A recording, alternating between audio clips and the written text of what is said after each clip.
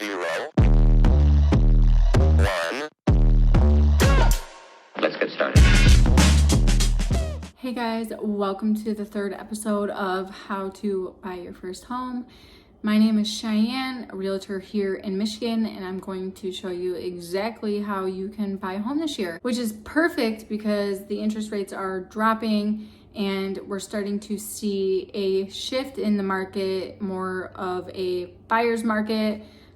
We were kind of in a seller's market, so now the buyer's market kind of is coming back and we are going to be seeing a lot more buyers. If you've always wanted to own a home, have some consistent income at least, right now we'll say like a year's worth of income because we're still a little ways away. This is perfect series for you. Over the next few months, I'll be showing you step by step the way I bought a home, my clients bought a home, and many others. I was a first-time home buyer and I was confused a lot. I had very little education on buying a home. I wanted to make this series for people who were like me a year ago. Maybe it'll help you feel a little bit more confident in your home buying journey. Home buying is probably like one of the biggest decisions of people's lives, so I would love to make that an easier thing for you. Now, we've created a budget. We have a better understanding about our credit. In real life, I would say that this is probably about a 3-month process. So let's just say we're month 3 into our home buying journey. At this point, you should have some money saved and maybe, your credit score had went up just a little bit. It might seem like nothing to you, but this is huge. In this episode, I will be explaining the healthy way to savings, and then I will also be discussing a few down payment assistant options. At first, we're gonna start by talking about our savings account. When we created a budget, we created a savings plan that best fit our lifestyle. If you were committed, you already have like a small savings in the last few weeks. This is huge progress, guys.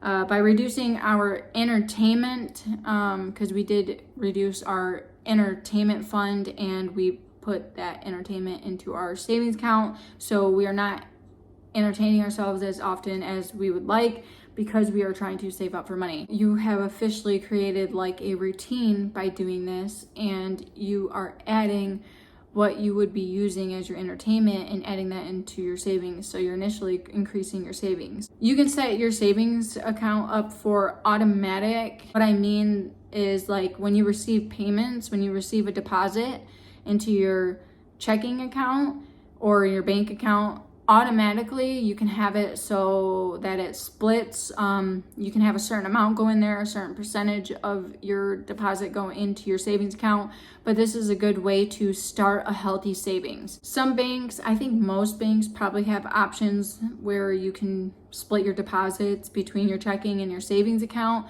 You'll have to check your mobile banking app to see how that works and if yours does that. I know that Huntington does. You can also turn a hobby into a side hustle. So like you can do baking and craft sales, you can do web or graphic design, freelance work. You can do what I'm doing and you can create social media content. A lot of people are getting paid really good for that now. You can even host, if you're a collector, you can host a garage sale. So garage sales every year are a great way to rake in a lot of money. I know that a lot of people have accumulated and collected a lot of things, and every year just do a garage sale and get rid of some of those things, and you'll be surprised at how much money that you'll end up getting out of the garage sale. I feel like these are good ways to make just like a little bit of extra money for your savings account.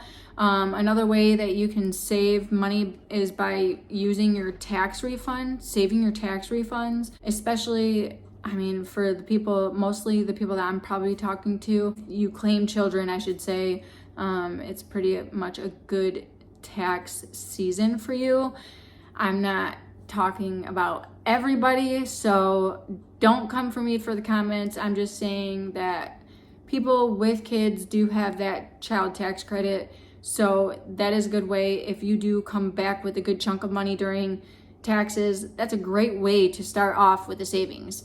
Huge way, because a lot of people don't get a big check like that only but once a year. So if you're already used to surviving without that big chunk of change, using that tax refund and putting it immediately in your savings once you receive it, and do not touch it, I guarantee you, if you add to it, it's a good way to get a great savings. A $5,000 savings is a great start, and it's pretty easy to get that if you really are dedicated to making a savings. $5,000 is great for a down payment.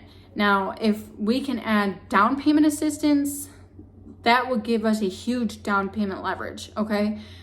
Because I live in Michigan, we're gonna talk about the assistance that Michigan provides. If you Google like down payment assistance and then you Google your state, I'm sure that if your state offers any kind of assistance with down payments, it will pop up and you will be able to get access to know the requirements on how you can apply.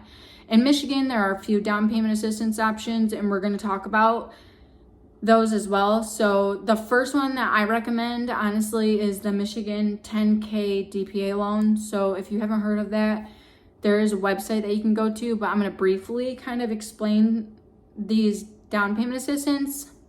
So I'm not going to go in full detail. I'm just going to kind of explain what it offers. So the Michigan 10K DPA loan, it provides $10,000 in interest-free loan funds, and it's for your down payment and your prepaid costs. In order to be eligible people are low to moderate income home buyers. You can also do the first generation down payment assistance. This is a $25,000 loan. This is a new down payment assistance loan that had just come out. It's a limited time too. So if you are interested in getting this loan, make sure you guys check it out ASAP. It offers up to $25,000 for first generation home buyers. So it also covers your down payment assistance, closing costs, prepaid escrows, all that stuff. There are requirements for that, so make sure that you guys go and do your own research and make sure that you guys are looking into what best fits your lifestyle. These are all down payment assistance. These are all loans, essentially. You're gonna end up having to pay this back. This is not free money. So that's why I'm saying loan. So the next one is the Michigan Home Loan Program. They also help first-time home buyers and repeat buyers in certain areas with their down payment assistance. Detroit offers their own down payment assistance, so it's just like the $25K down payment assistance loan, but it's for Detroit residents or people in the city of Detroit. And in order to get approved for these funds, you will have to find a lender who participates in these programs. You can find a list of lenders on the MSHDA website, MSHDA website. So a lot of the requirements require like a certain credit score. Some require like the DPA, the first generation, not having any of your parents owning a home. You also may have to take like an educational class in order to get a certification to have this loan. So once you get certification, once you take these things and meet the requirements for it, you'll end up getting a certification, and then you'll take that to your lender when you're doing your home search. That is what you're gonna need in order to use these programs. You can find more specific details about these specific down payment assistance programs at www.michigan.gov/MSHDA/pathway-to-housing. And I will also have all of the information down in the description below, like the websites, so that you guys can go and check them out.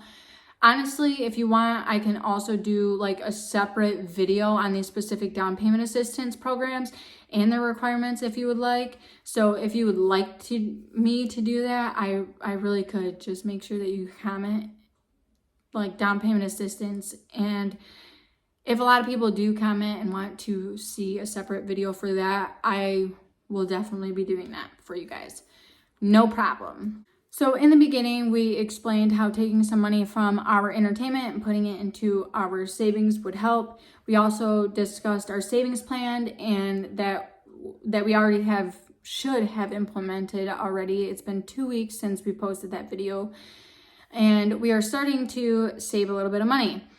Now we are researching the down payment assistance programs that we would qualify for, and we are getting ready to start and to apply for them, or doing, getting the certifications, getting whatever we need for the certification to do that. Whether it's like building our credit more. Some of the down payment assistance have credit requirements, so you have to have your credit at a certain amount. Usually it's like 640, or by completing a specific class. If we follow those steps, by month 6, we'd be ready to talk to a lender.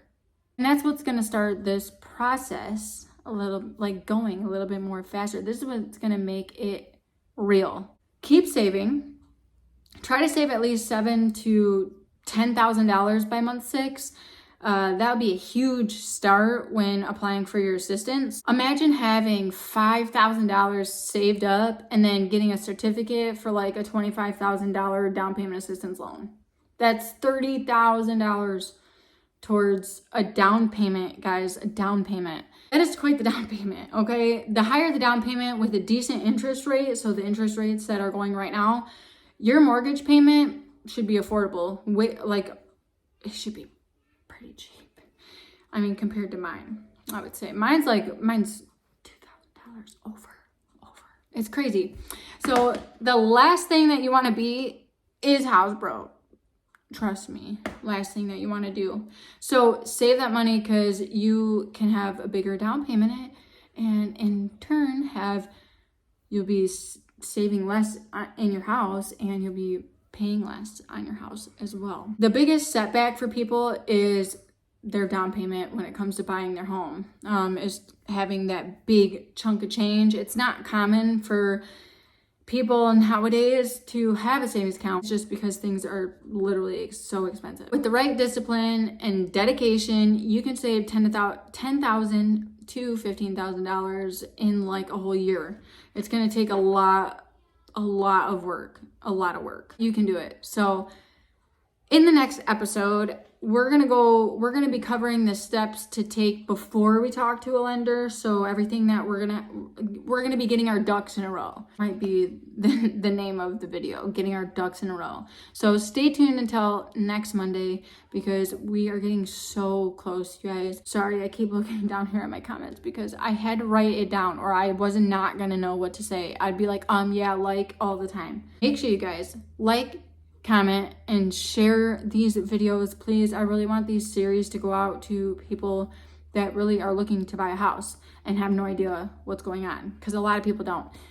But I want this video to reach you. I want all of these series to reach you, so that you have a better understanding and you feel more confident when you go buying a house and talking to a lender and talking to a realtor. You'll feel so confident doing it, trust me. And you'll have little questions. You'll still have questions, but very little.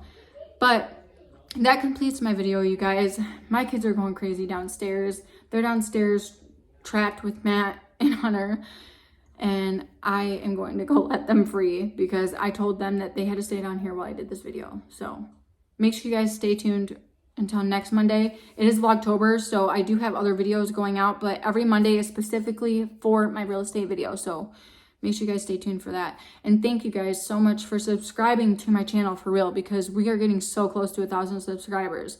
Now we just need more people to watch a lot more of my videos, because we need 4,000 watch hours. That's it. But we're getting so close, guys. Thank you guys so much. And if you would like, please go add me on Facebook. Yeah, so all right, until then, bye guys.